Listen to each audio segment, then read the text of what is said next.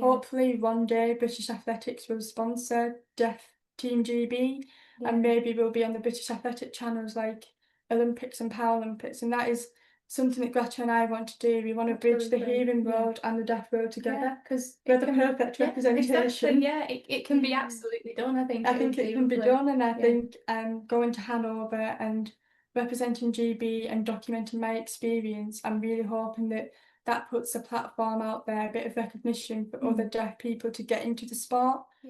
Hi guys, and welcome back to the podcast. I'm your host Indira, and today I'm joined by twins Gretta and Honor Morton, who are campaigning for deaf athlete rights on and off the track. Both athletes themselves, with Honor a deaf athlete who was recently selected for her first GB experience in the Deaf Youth European Games, and Gretta, a multiple times county champion with TSO and U Perform.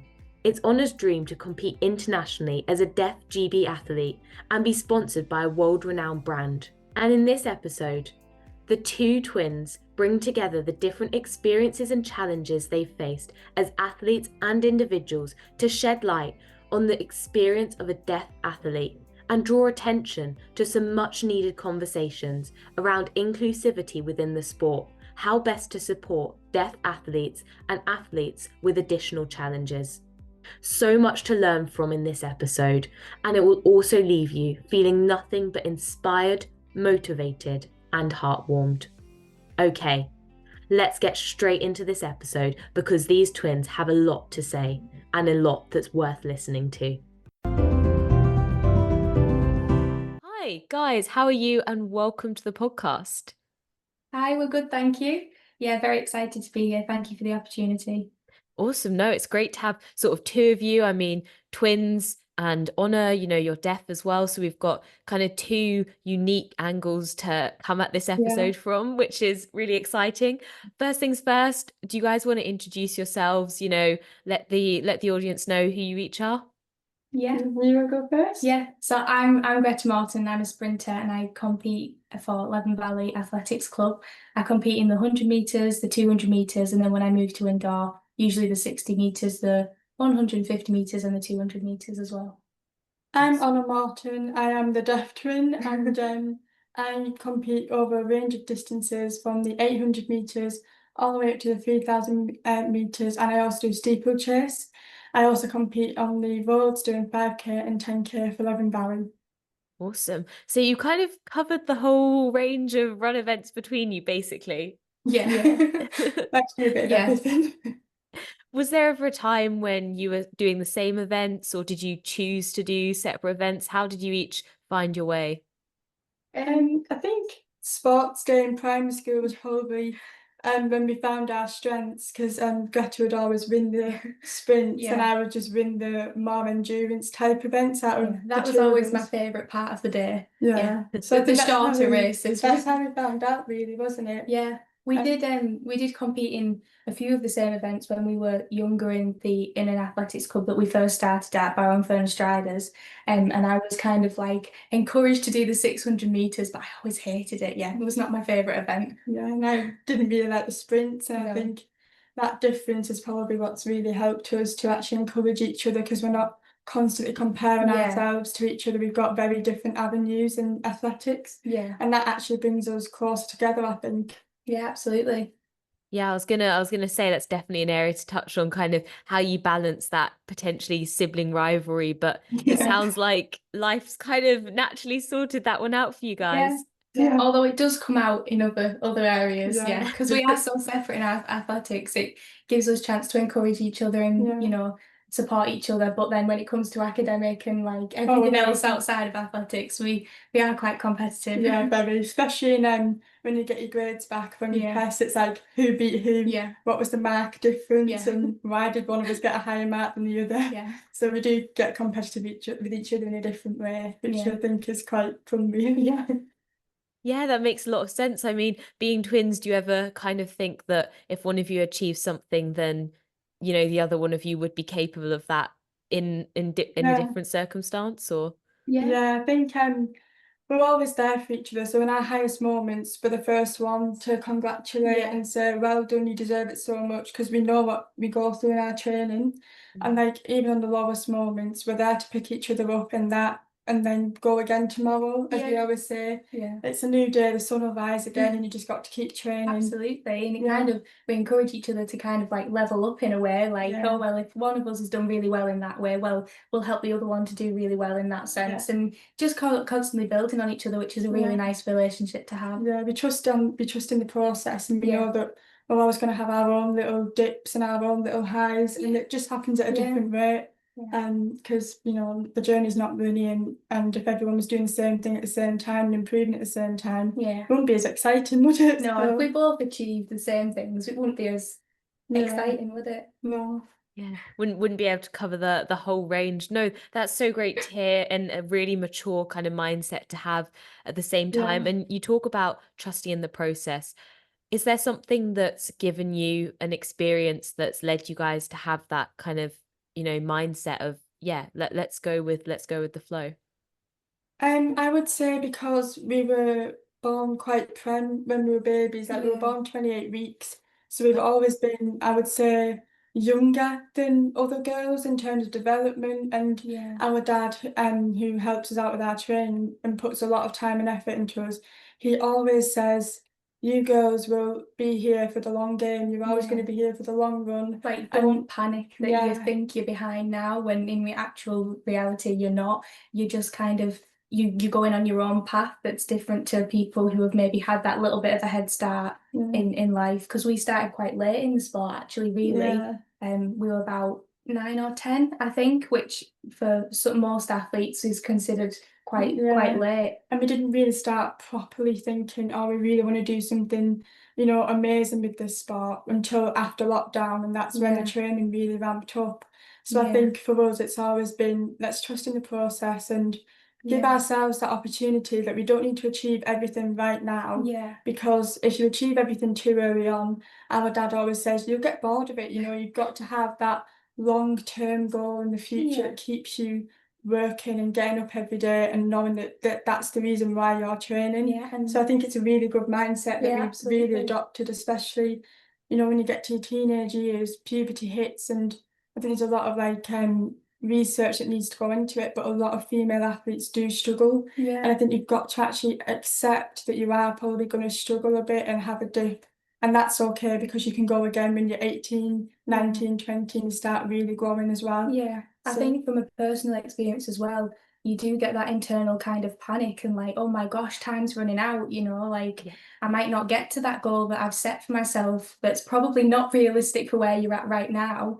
And it is hard to accept where you are, but like you said, trusting the process absolutely is key to reaching those goals that you have for yourself. And I think, just touching back on what you said about lockdown, that trusting in the process was key in that period of time as well, because we were able to see the development of ourselves as athletes, from going to doing it as a bit of fun outside of school, maybe going on a run with our dad occasionally, but then actually training for a period of time, coming back into a athletics club that was willing to help us grow as athletes, and seeing that change into actually becoming a competitive athlete was key.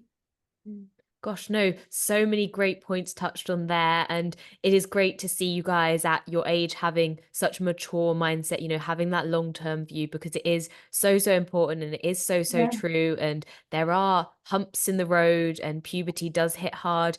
Let's talk about kind of your guys and your motivation. It sounds like you've got this kind of long-term ambition, and, you talk about coming maybe a little bit later to the sport, lockdown being a pivotal point for you guys.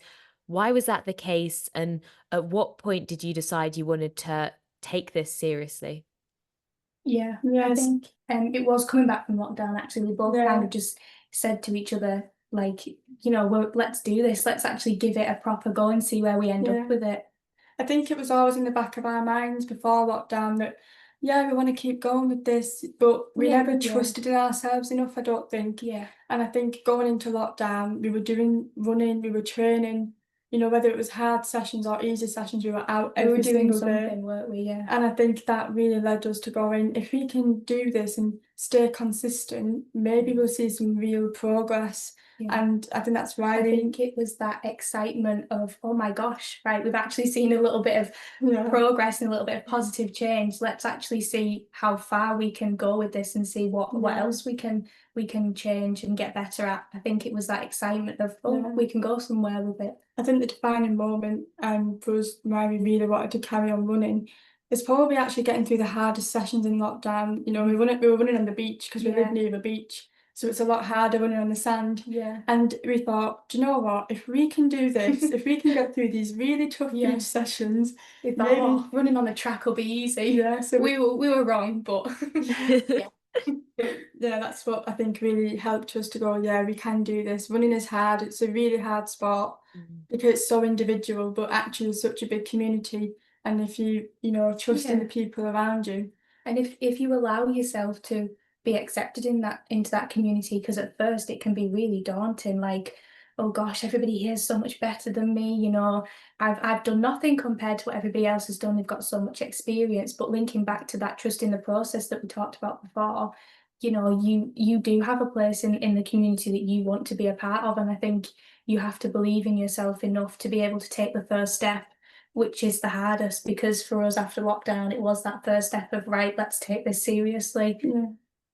Yeah, absolutely. It's so true. You know, self-belief is so key. And yeah, if you want to do something, you've got to commit to it properly. And talk us through then what happened after lockdown, you know, kind of fill us in on the journey sort of between then and now. And I know, Greta, you especially mentioned sort of some personal experience maybe with some setbacks at some point, maybe puberty related. Do you want to also touch on that?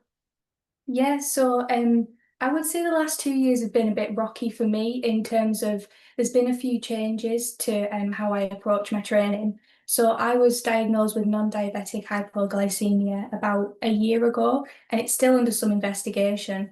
So it just alters the way that I have to look at my training and how I adapt to the harder sessions, and you know, just help myself to get through those. And I also had a recent change to my coaching as well. So I no longer have a named coach, unfortunately, because there's really not many opportunities for coaching in the area, because I live quite, you know, like we live in the Lake District. We're surrounded by fells. I think long distance running is quite dominant in this area.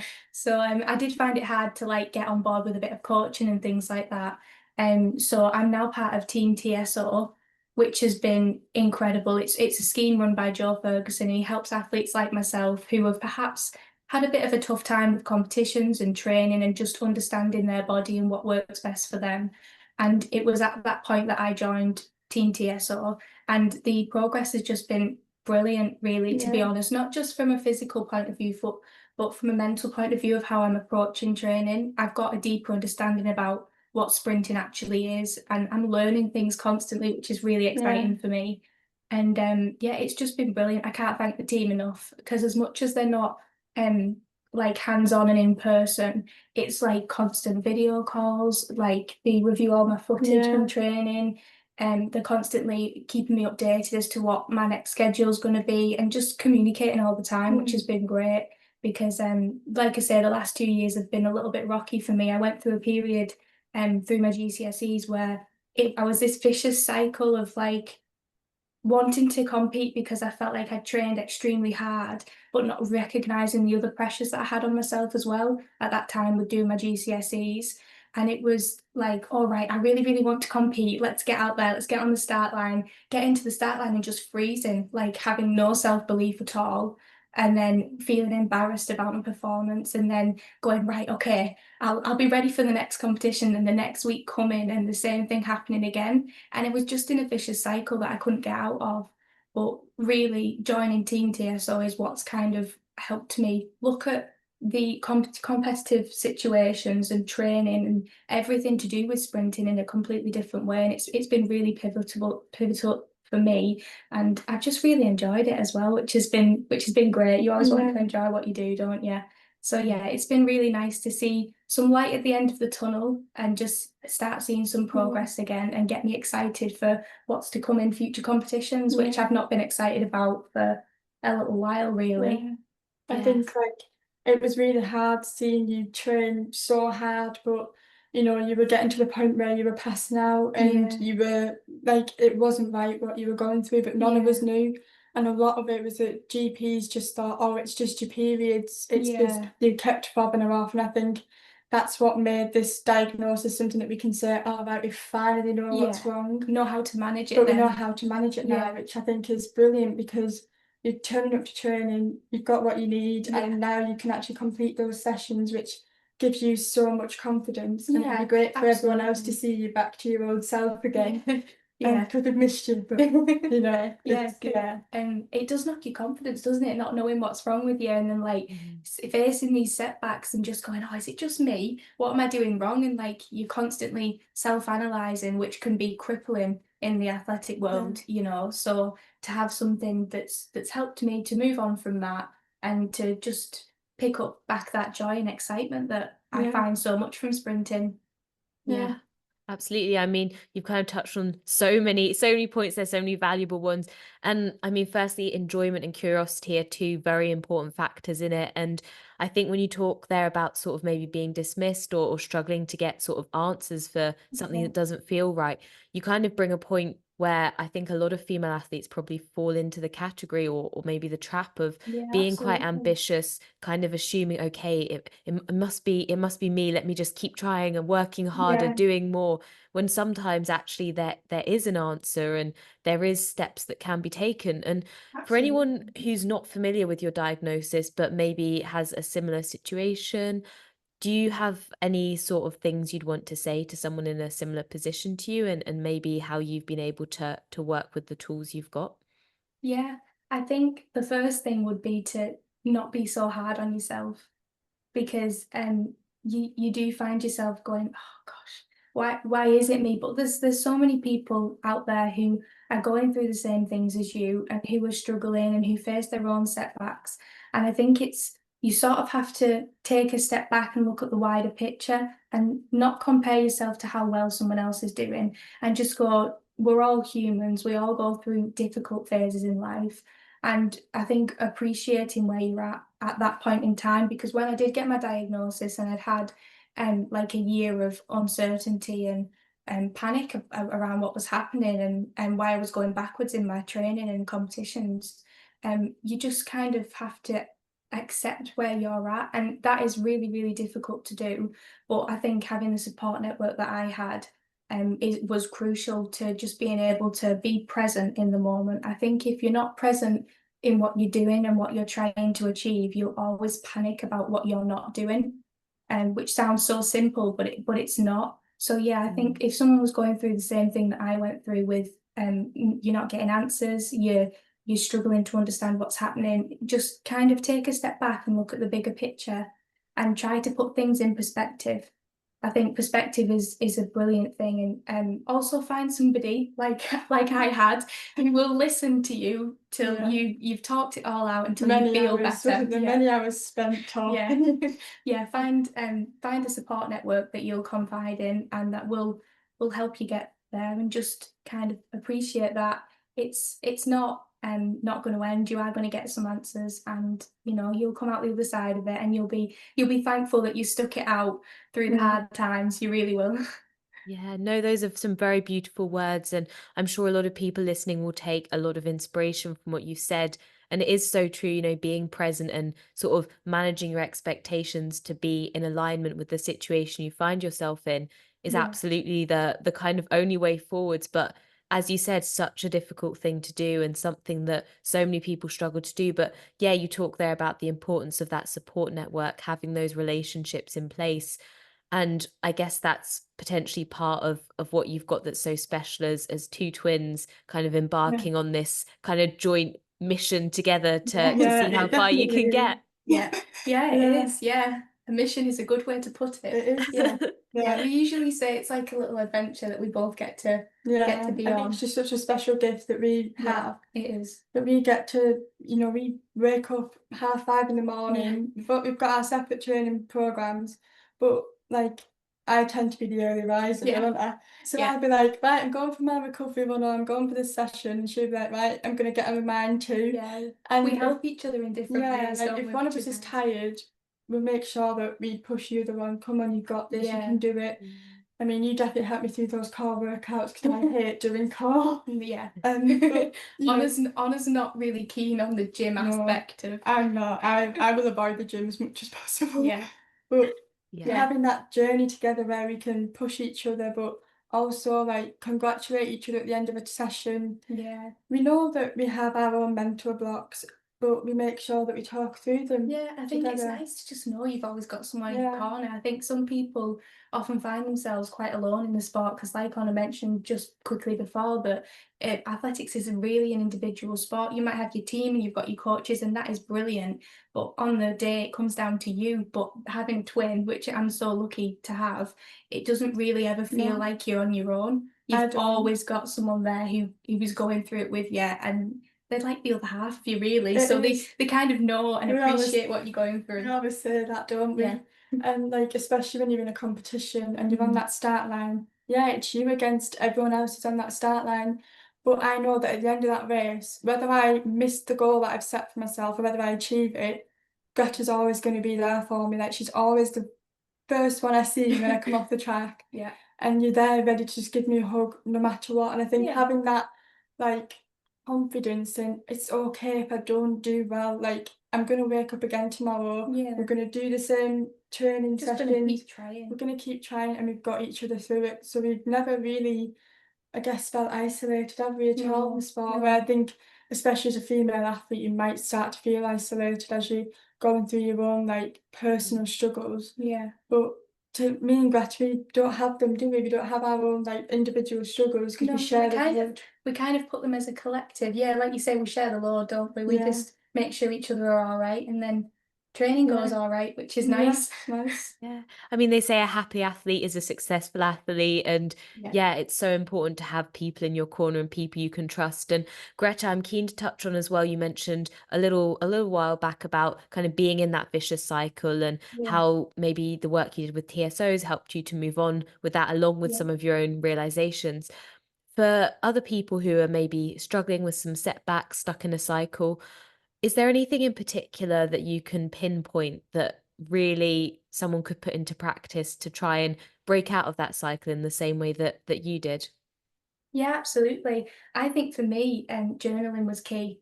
So I just used to keep a record of every training session, how it went, what I enjoyed, what necessarily didn't go to plan, and just keep a record through the week and kind of rate myself on how I performed that week, was what made me upset, what made me unhappy. And so I could start to see a kind of pattern to how I was feeling. And I think it just helped with clarity, and to be able to just get it all out and just, you feel like, right, reset, go again the next day. I think journaling was really nice to just, like I said before, just put everything in perspective. I think touching on the journaling that you just mentioned, I think we're big believers in writing our thoughts down, and we journal throughout track season and then through the winter season. And I think it gives just to any athlete who journals, it will give you so much confidence when you come to that start line. When you have those pre-race nerves, you can look through the pages and go, do you know what? I've come really far. I'm here now, and all I've got to do is just run like maybe the last hardest 2 laps of this day, and I'm done, and I've finished my race, and I can go away happy knowing that I've ticked off a really big training block and I've done a really good race at the end of it. If you haven't, it's okay, you can journal that down, what went wrong, and then you can improve for the next race. It's always nice to put a little couple of race day pictures in it as well. It's nice to ground yourself and just kind of go, what I do is difficult, like it's not easy what you try and put yourself through, and the goals that you set yourself are not easy. But I think if they don't challenge you, then you're probably not in the right spot. And journaling was just to ground myself and just kind of go, do you know what, you're actually doing well for where you are. And I think it is back to that self-critique and self-analyzing of just it helps you not to be too hard on yourself. You can see your progress, it's easier to track. It is. Yeah, I've heard a lot of positive things around getting stuff down onto paper. And on that note, a lot of athletes are quite hard on themselves, quite self-critical, very strong in self-reflection. When it comes to journaling, maybe the sessions that didn't go so well, the races that didn't go so well, do you sometimes, or do you find that when you write it out, it's not as bad as it was in your head, or how do you kind of manage that? Definitely. Absolutely. And I've also got a little technique that I used to I've been using, because I used to be really, really self-critical. Like if it went wrong, I would end up just writing everything down, and I would read it back and it'd just be like, hang on, not everything went wrong. Why is there so much negativity? So I just kind of use this technique called reframing. Which has been really, really helpful. My dad used to use that technique because he was a footballer. He was a professional sportsman. So it's been nice because he's kind of passed some of his techniques onto us. And this technique with reframing, you say, but next time I will. So anything that went wrong, what will you do next time to change that, to kind of prevent that from going wrong? And it just kind of, you flip the negative into a positive, and that really helps as well. Yeah, there's always a positive where there's a negative. It's definitely just about finding it, and that can be really hard. So no, that's a fantastic technique. And yeah, reframing is definitely something that probably everyone listening should look into and give a go if they haven't already. And now for you, Honor, what's kind of been your journey so far? And do you want to also firstly talk around your experience of being a deaf athlete and how that's maybe impacted you? Yeah, so I think just for everyone who's listening to this podcast or watching it, I do speak quite well for a deaf person. Really well. However, I have got 90 decibel loss in my right ear and 80 decibel loss in my left ear. So I'm severely deaf, really profound. So I just thought I'd let everyone know that, and then they can understand how difficult my journey's been and how much I've had to adapt along the way. And I think firstly, sorry, you talk there about sort of 80 decibel loss, 90 decibel loss. To put that into maybe terms that someone who's not familiar with the decibel system can understand, if you got any sort of comparisons or quantifiers. Yeah, I would say I can't hear an aeroplane like next to me. So that's quite loud, isn't it? Yeah, so if you were literally on an airplane runway, you couldn't hear the airplane. I wouldn't be able to hear it. Okay. So that, I think, is that a good example? That's good. Yeah, for sure. Yeah, I basically can't hear anything because but I think my journey as a deaf athlete has been difficult at times, I would say. I think it can be quite hard putting yourself out there and going, I'm deaf, these are the adaptations that we need to make. But having a twin has been brilliant. I feel like you were sent with me for a reason. Because as a younger child, you are, I mean, I don't think I've ever met any young deaf children that can go, straight up to the teacher and say, can you do this? Can you wear this? Or go to like a club and be like, I'm deaf, can you do this for me, please? That's a skill that I've learned over the years. So like I would say when we went to Balustriders when we were 9 or 10, Greta introduced me as being deaf. And you talked to the coaches first and I didn't, because you feel like you're putting yourself out there and like making sure for everybody to see. And making yourself a bit like, oh, you need to do extra for me. Because I feel like deaf people have always had to push extra hard to have changes made. And so that's kind of been the journey at the beginning, that I was a very shy person, didn't really want to talk about my deafness too much, didn't want it to be this big issue that everyone had to know about. Because I don't think you wanted it to be the reason that people like kind of identified you as, or like just kind of labelled you as deaf. I think as a child you want to just be seen as normal as everyone else. As I've grown throughout the years, I've had a brilliant teaching assistant in my primary school who we are still friends with now. She will still get us Christmas presents. We have such a special bond. And Suzanne really helped me to gain confidence in being deaf and being proud of my deafness. And I think our family has been so brilliant in getting me to speak. I've never been taught to sign. I do want to learn sign language because I think it's something that I should do for my deaf community.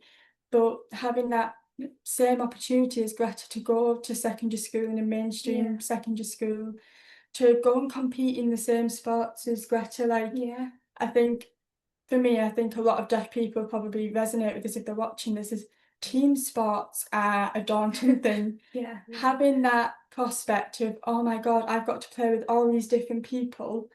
Like, for example, netball. When I was in year 7, I did not want to do netball, I will be truthfully honest, because I was like, there's just no way I'm going to be able to hear everyone. I'm going to be seen as someone who's hogging the ball. I'm not going to make the right pass, the right move.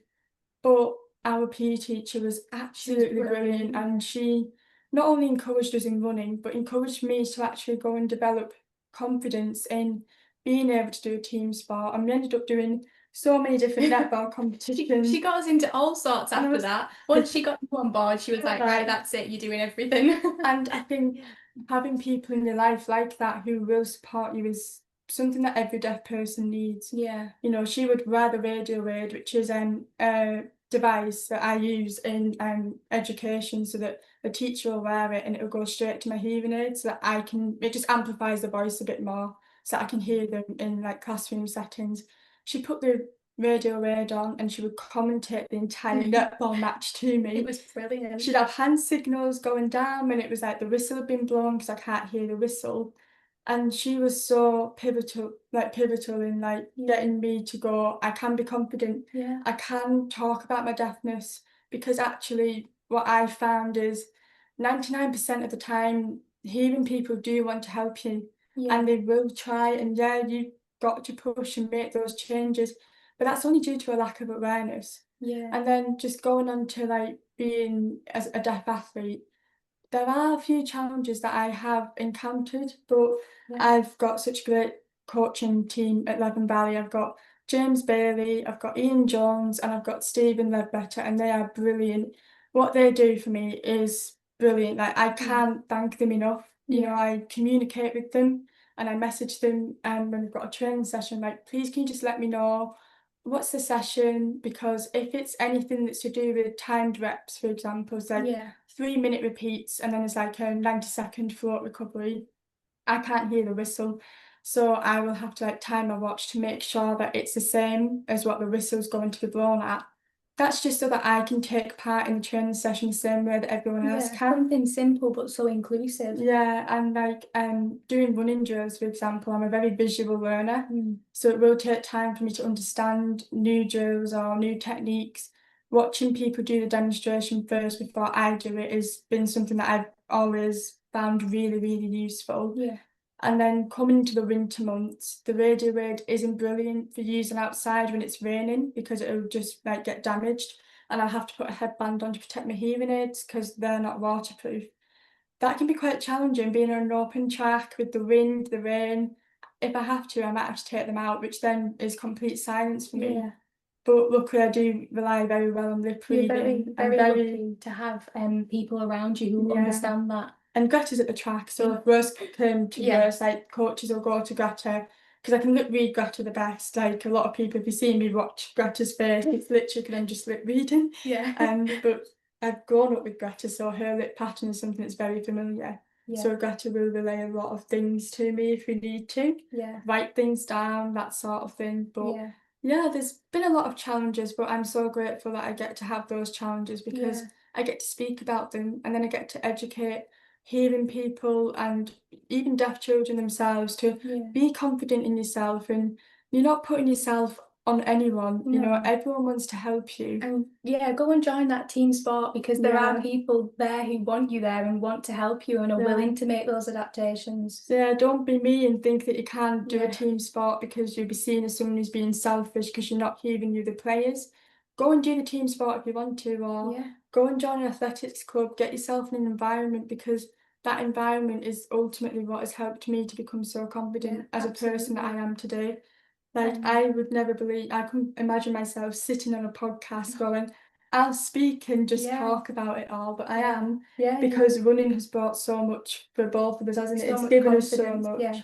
And the confidence that you get from it is brilliant. I also think, just quickly touching on that point you made about mum and dad from an early age, mum and dad were very adamant that Honor would go to school with me, and she would go to a mainstream school, because at first we were advised to go down a sign language route. Like, it wasn't thought that Honor would be able to speak, be able to read, or be able to write, because that communication barrier would be there with how severely deaf she is. So mum and dad were advised to take her to an all-deaf school, but mum and dad said, no, we would like her to go to mainstream school with a twin sister. We would like her to develop in a way that gives her an opportunity, because just it opens so many doors for you, didn't it, being able to communicate. And I think that was really key, and I think we're forever grateful to mum and dad for that, because they just pushed you out of your comfort zone, probably more so than you would have liked when you were younger, but now it's like, wow, thank you for that, because it's paid off so much. And I think that first step to,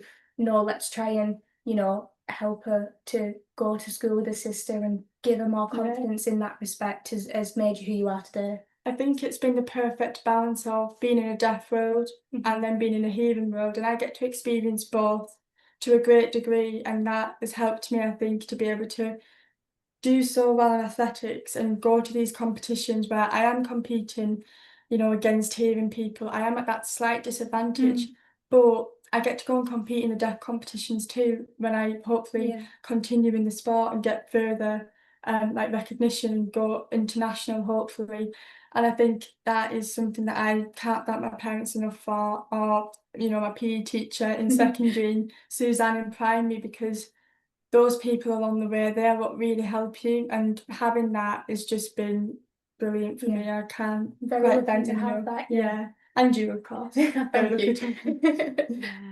Gosh, no, that's truly incredible to hear. And, you know, I think you just being you and what you've achieved and what you've done, and, you know, the stand that you guys have taken, you know, as a family, and, you know, shout out to your mum and dad for the choices they made. But it just goes to show that, you know, with the right resources, and I think what stands out to me here is acknowledging that you're deaf and communicating and advocating for that, and kind of working with the situation to therefore implement the solutions that are needed and communicate why something's needed and how it can be best kind of adapted to suit you, can enable someone with maybe a different set of challenges to the average person to be able to succeed and kind of adapt the world to work enough for them that they can still go on and have success.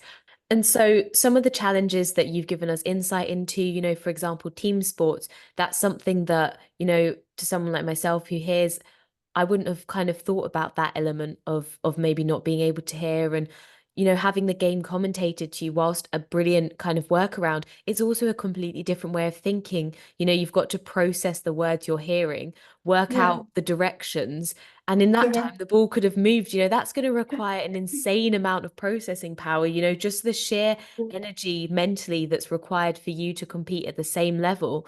It's so much more. Do you feel that and overcoming those, I guess, additional challenges on top of things has given you an extra level of resilience, and is something you can use to kind of rationalize the challenges that you face physically? I think being deaf has always meant that I've always had this want to prove myself further. And I think a lot of people say, oh, you work too hard, you're too obsessive, you just need to, you know, tone it down a bit, you're doing absolutely fine as you are. But I've always had this like innate, like instilled kind of sense of I must prove people that I am just as good as them, if not better. And I think it's something that I relate back to, I think in secondary was GCSE results. Ours were very different, weren't they? Like the predicted grades. Yeah, predicted grades were ridiculously different. Because I was a EHCP kid, I was, you know, on the SEN register, and I was deaf. The government, I think, if they like kind of have a system set out for it, so it didn't sit well with me that a lot of like additional needs children get predicted lower grades because they've got an additional need. And I felt like, no, I want to prove these people wrong. I want to prove the system wrong. And, you know, we came out with the same grades, really, didn't we? Almost. Yeah, she did do better than me in quite a few things. But like, we got 8s and 9s, and, you know, that's something that I think a lot of people go, how on earth would a deaf person achieve that? Because my starting point was so different to yours. I mean, you didn't speak until year one. So I was behind on a lot of things, and I think having that, like, that catching up that I had to do to get to be in the same level with my peers and then move forward that I've always had that resilience, and that really translated into my running. I'm a very resilient person. Our family is, so we've genetically got that resilience and determination. Thankfully, we've always been taught resilience from an early age. Like I say, with Dad's being a sports person, but Mum actually works in SEN education. She's a SENCO for the school that she works at, and for lots of different primary schools around the area. And they've always advocated for resilience, and how in an environment, in a competitive environment, in an educational environment, it's important to just be resilient and just, keep going. Yeah. I mean, it's absolutely incredible, and the mindset you have, the resilience, the determination is just nothing but admirable. And what you've achieved, you say, of course, it's chipping away, it's building up over time. Your starting point was definitely a lot different to many people out there. It can't have been easy at the start. You've had success, but those early years would have been really, really challenging, and I'm sure that it was slow to see progress potentially. So how did you stay motivated and kind of mentally work through perhaps a much slower and uncertain start, especially when, people like perhaps medical professionals were saying otherwise? Yeah, I think it really is down to the support network that I had. Greta never did anything different. We always did the same homework, the same task. You never went ahead and did your own thing in primary school. Everything was together. Suzanne took me out for a lot of one-to-one sessions during those early years to help me catch up with my peers in the classroom. And over time, mum and dad, especially mum, actually did a lot of reading with me. And I probably read more books than you did at an early age. A lot more. Just getting up in the morning, going over my language therapy, and just, reading the book, telling mum what I could see in the book, and having that support network from such an early age really helped me to thrive, I think. And it was really, again, trusting the process. It was a long game, but I was there, and I eventually caught up and overtook a lot of my peers. I think about year 5 and year 6. Overtook me. But I think, that is just, it is down to support network, and it's something that every deaf child needs. You just need someone to believe in you and just go, you've got this. We don't need to listen to the outside noise or what the medical professionals are saying your, development stage is going to be. We can overcome those, we can beat them. And I think if you listen to outside influence too much and you get too bogged down in what other people think you're capable of, or that you're actually going to achieve, like the medical professionals who said she won't talk, and things like that, I think you start believing it yourself. And I think that's the worst thing, is to then not only take on board what they're saying, but actually start to believe it. And I think something I was really good at, and like you say, with the support network, what we were really good at with helping you with was not to believe that, and not to cap yourself at a limit that everybody else thinks you're limited to. I think that's the worst thing. You kind of need to go, no, not listen to that, and just kind of set yourself your own goals, and don't worry about what anybody else says. As a deaf person, I've never limited myself. I've never thought I can't do that. Yes, there are going to be physical challenges that are going to be difficult, and there will be more noticeable in some situations, like driving, for example. Learning to drive is very different for me and Greta, but I will still reach the same end goal. I will still pass my driving test. Might take me a bit longer, but that's okay, because I've got these extra challenges to overcome. And I think it's accepting that it's okay.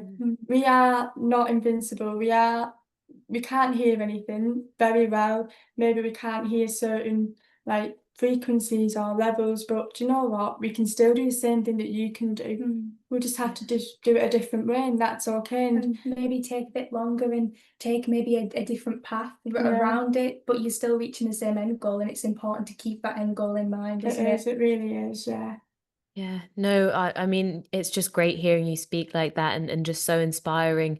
And it's so true, it comes up all the time for various reasons and situations, but staying in your own lane, focusing on you, accepting your situation, your circumstances. And I mean, I guess there must have been points, especially in your childhood, where maybe you were angry at the situation. That sounds like a lot of extra time and work. I'm sure, a lot of children would not want to get up early and do extra reading and stuff like that. But it sounds like you've learned to use that kind of energy in a positive manner and take it with you. I think a challenge that I struggle with everyday life is hearing fatigue, because I'm relying so much on lip reading. I don't really hear with my hearing aids. I will lip read first, and then obviously the sound will come through my hearing aids, if that makes sense. But I do tend to I'm very much focused on reading people's lips. And I think you do get a lot of hearing fatigue. You know, I'm doing A levels now with Gretta and I last year, sixth form. It's a lot of work, but there are adaptations around it. I do get very tired, you know, coming home and you've got extra revision to do, you've got assignments, tests to revise for. And, you know, I'm just very fatigued because I've been trying to listen all day, and it takes that extra bit of energy, like you said. But I'm using transcriptions like I am now to keep up with conversations, to keep up with lessons in the classroom. And I think making people aware that you are going to have hearing fatigue, and that's okay. You can step outside the classroom for 5 minutes, take a hearing break where you just take your hearing aids out, get back in your own world a bit, like I say, going back into the deaf world, kind of. Yeah. Put them back in the hearing world, go into the classroom and just carry on with the work. And it's that adaptation. It's saying to yourself, it's okay to admit that you're tired, which I've never been very good at. No. I've always been 100 miles an hour. I'll keep going, which has obviously resulted in burnout in the past. But having that sense of it's okay, I can just be allowed to be tired because I'm working extra hard to hear the same things that you are and process the same things that you are. But it's fine. And that understanding is like, if you don't understand yourself and learn to understand who you are and what extra needs you need, you can't expect other people to understand it. And I think that's one thing that you struggled with, like you say, 100 miles an hour on everything. So it's been hard, but as you've got older, you've really grasped, no, actually, I am really quite deaf. I do need to make some allowances for myself and make some provisions, and then, you know, maybe I can help other people understand how to help me, because I can now help myself. Or you will help me go on a take a break. You are getting very tired. I can tell you're tired. Just go and take a break, and, you know, come back in when you're ready. So Yeah, it absolutely must take so much energy, you know, all those adaptations, and you must sometimes find yourself in the sort of position where people see you on the outside, you know, you seemingly successful, got everything going together, but actually on the inside there's so much additional energy going into that. And like you say, it sounds like you've really sort of learned to embrace giving yourself that grace to take a step back and this is valid. Yes, I do need to allow myself to pause here. It's something that mum and dad have probably forced on me as I've got older, because the work has become more demanding. And on the surface, I'm very academic and athletic. A lot of my friends, without even realising, they go, "Oh, you must be so lucky, you can do sports so well and you're academic. Like, how do you have time to do all the training that you're doing and do really, really well in these tests, these assignments?" But in the same breath, it's never been luck, has it? I think for both of us, we've worked so hard together. And but especially you, to get where you are now, to achieve what you're achieving, not only athletics wise but academic as well. It's not really been down to luck. It's been down to pure hard work, and like you said before, that desire to prove yourself, but not to other people, to yourself as well. And I think that's really helped you achieve what you have. Define the stereotypical expectations of what a deaf person may achieve. And I just want to touch back on my secondary school life and sixth form as well, is that I am supposed to have a teaching assistant who takes notes for me whilst I'm in the classroom, so I can focus on lip reading and not have to worry about jotting the notes down, because I have to face watch the teacher. However, that has been an issue, I think, the last few years, and I think to any deaf person or any, you know, child with an additional need, it's a big issue. I think sometimes if you are really academic and you are seen as someone who is really successful, you're understanding the work, they suddenly don't care about you anymore, and it becomes that kind of, you're fine, let's brush it off, you don't really need it. It was something you might have needed in primary, but you no longer need it anymore. And when that gets kind of taken away, you then really realise how much you're struggling. You go, well, I didn't really need that note taken.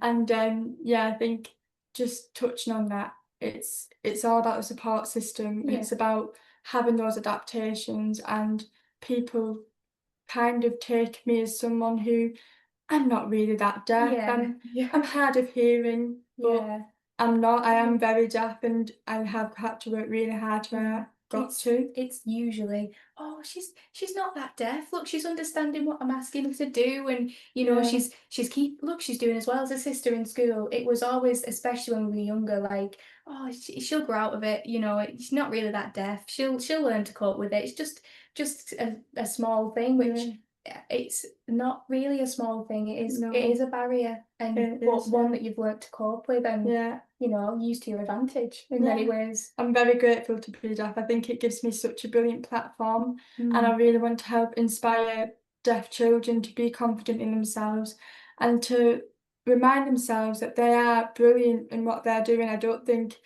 deafness as a disability gets recognised enough as how hard it is, because I think it's often mistaken sometimes as being hard of hearing, because a lot of old people, elderly people who have hearing aids. So you tend to get a lot of elderly people in the waiting room at the audiology going, "Oh, I'm like you, I'm as deaf as you." I'm like, "Not me."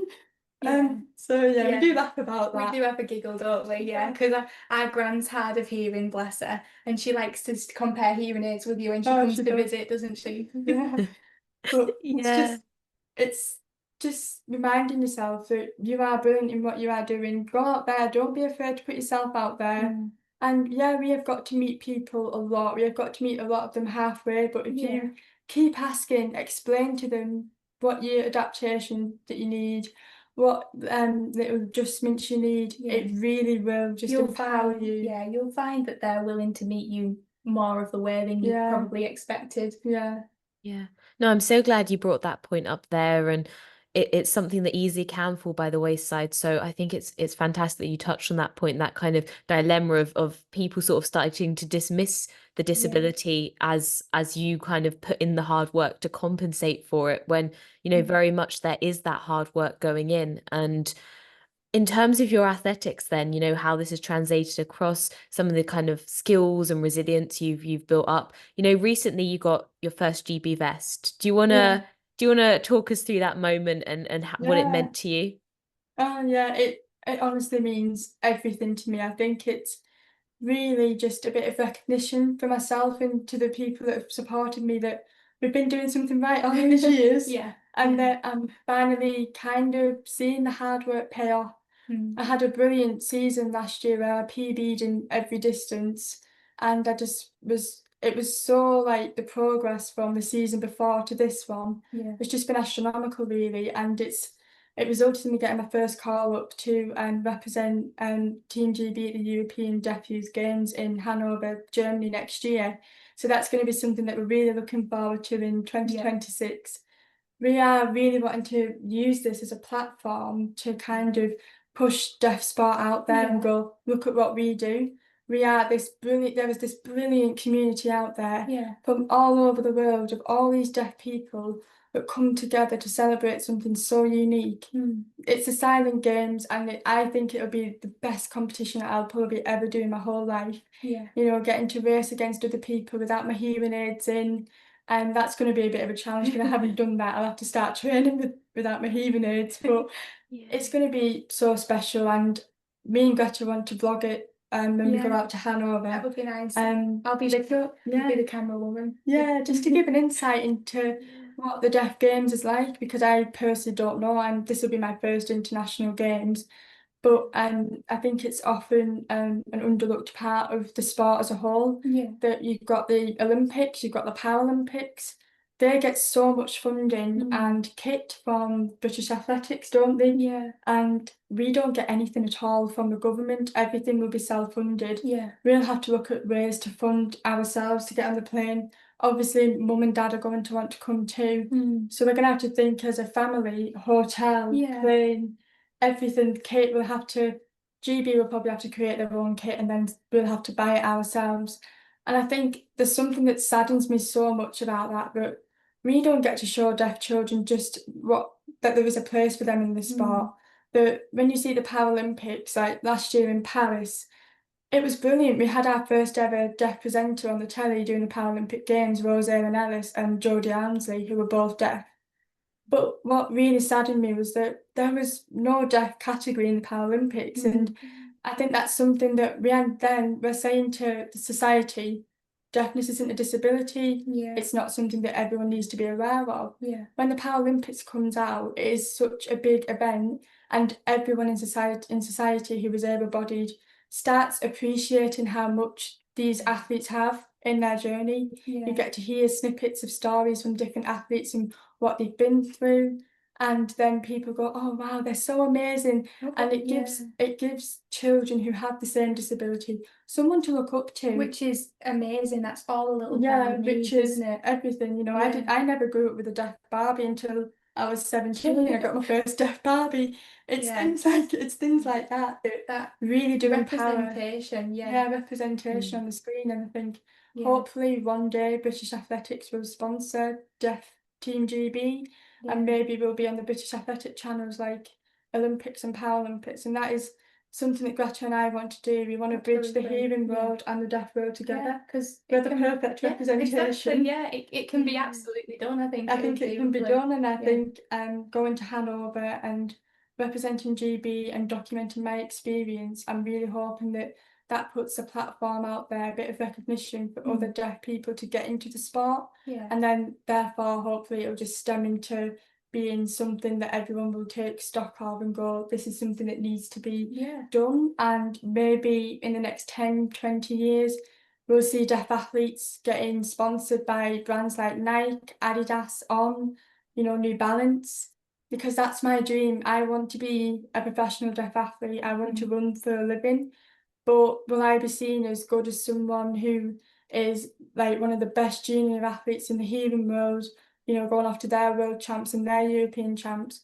I'm going off to my own European champs and my world champs, but I won't get the same recognition as them. But I'm as good as what they are, but in my own world. And I think that is something that we need to address as a whole. And it's something that Greta and I really want to bring to the Instagram pages, and hopefully it'll just gain momentum from there, and we just really want to document it all. Absolutely. I think Hanover is the perfect place to start. Start using the platform that you're going to build, and you're going to go and experience it for the first time, which is just, to us as a family, even to Honor as well, it's such a proud moment, because like Honor said, it is that kind of reward for the hard work, and being able to see you progress from all of the challenges that we've discussed this evening, of just how hard it has been in some times. It's so lovely to just see how much this has meant to her through the years, who it's helped to become today, and just to see a reward for the hard work. It's brilliant, and I'm so excited to go. We're really excited to go on an international trip, aren't we? It'll be brilliant.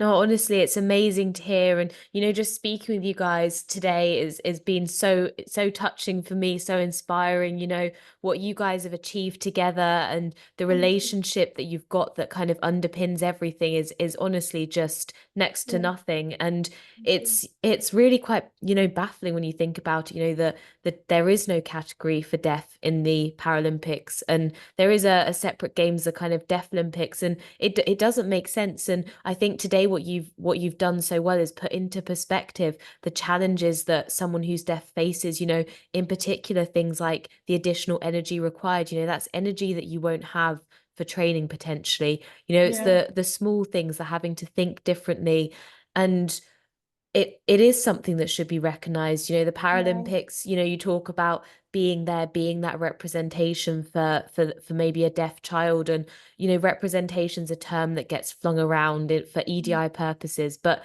it's so important. It matters. It makes a difference. People need to see themselves, and people also can take inspiration from others through seeing their challenges, their struggles, and their success ultimately, whether they have the same situation or not. And it is something that everybody should be able to appreciate.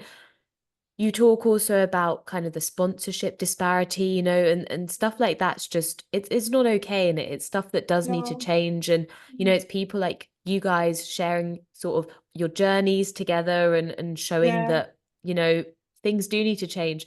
What would you want to say to people out there, have you got some key takeaways before we kind of wrap everything up in terms of, how can you best support someone who's deaf? What are the key things that people should think about when thinking about deaf athletes? And where do you think the place of a deaf athlete could be, in something like the Paralympic Games or brand sponsorship? Yeah, I think for deaf athletes, all of us need to understand that we are brilliant in what we do, just in a very different way, but we deserve the same recognition because we are training hard, but actually we're probably training harder because a lot of deaf athletes that I've spoken to who are in the GB squad at the Deaf Olympics at the moment, they still have full-time jobs. They're still having to work 9 to 5 and then train. How can we expect our deaf rows to evolve into a better running world if we don't give those athletes that ability and that opportunity to focus on themselves as athletes and really push the barriers of breaking world records, breaking British records, European records. And I think a message that I just want to give to everyone is don't be afraid to put yourself out there. Go and try something that you really, really want to do that you think your deafness is going to hold you back in, because it won't. And you might just get something really good out of it. I think, a 9-year-old me would not believe that I would be going out out to Germany next year and going, oh my God, I've finally achieved this lifelong dream. And hopefully there will be many more competitions to come. Deaf Olympics 2029 is certainly the aim, isn't it? Yeah, absolutely. So yeah, I think just the brands need to realise that we are really good. The time differences, yeah, there are time differences, between the events, but there's a reason for that. It's because we're deaf, but we still deserve to be recognised, to be celebrated. And I think at a time like this now, we're in 2025, Rose Ellen Ellis has done so much. I can't thank Rose Ellen Ellis enough for what she did when she was on Strictly Come Dancing, because that period when she was on there, everyone was, oh my God, you're so amazing. And I firsthand saw, just from my own teachers, how much recognition and respect they had for me, because she was promoting deafness and she was sharing the challenges that deaf people face. I think if brands do that, if brands collaborate with us and kind of put an arm around us and support us, they're showing to future generations of deaf athletes that they've got a place in sport, that they can have this as their full-time job, and it's that they can have this dream, something they can work towards. Yeah, it's not unachievable. It can be achieved. And I think, just to touch on what working and being with a deaf person, how best to support them, I think the key thing really is just patience. It's a lot of patience, isn't it? You have to repeat yourself a lot. Gretta's got a brilliant memory when it comes to repeating things. People have said a massive long paragraph and she'll just recite it in word for word in the same tone to me. You've got a rubbish memory with everything else. Everything else, I can't remember anything for the life of me. But when it comes to people speaking and me having to repeat to you, you're the perfect interpreter. I feel like that's where all my memory storage goes. Helping on. So I think patience, like you said, is such a key thing for deaf people. But actually just treating them as a normal person, speak to them, communicate with them. Don't speak to them any differently to how you would speak to your best friend who's perhaps not deaf. Just ask them, what is it that you want me to do? What can I do for you? I think we will tell you, because a lot of the time that if I've ever needed a little adjustment, a lot of people speak to Gretta. And then Gretta will relate to me because they're scared almost to ask me directly. And I think you don't need to be afraid to ask us questions. The best thing actually is just to go to ask, what would you like me to do to help you access this as well as your other peers.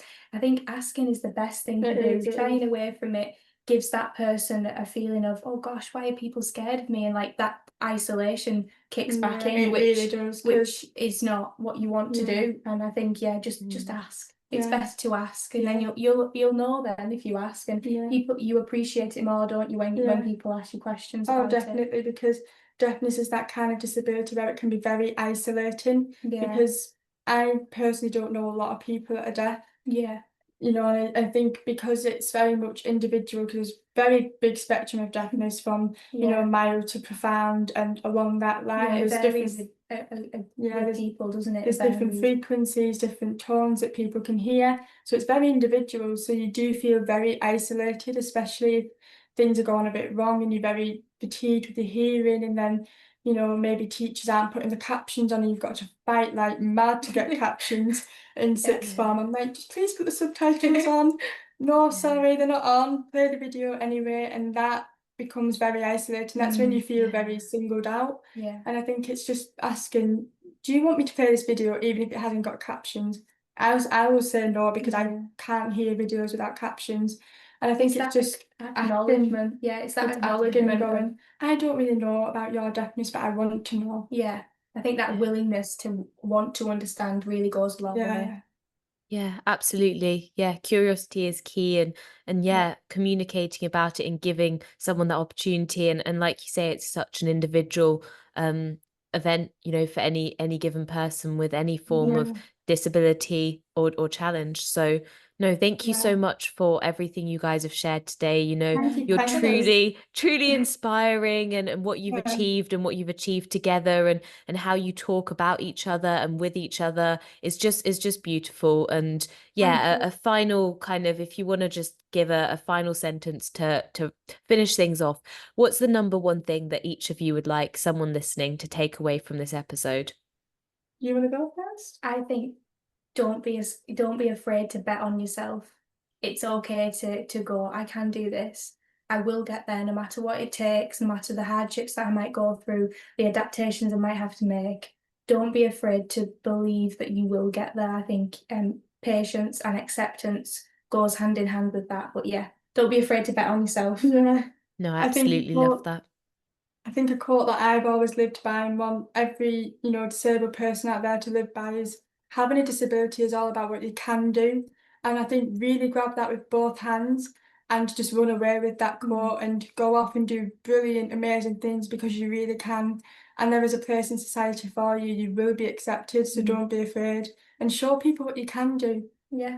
No, I love that. Absolutely. Show people what you can do. No, thank you so much to the both of you. Thank you for your vulnerability. Thank you for your brilliant way of phrasing things, your openness, and sharing your experiences.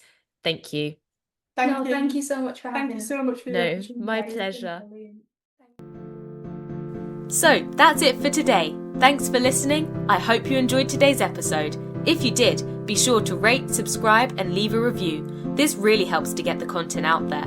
And I want to make this podcast the best possible for you. So go follow Fitter, Faster, Happier on Instagram. That's Fitter, Faster, Happier, to leave your questions, comments, and feedback, and for updates and guest requests.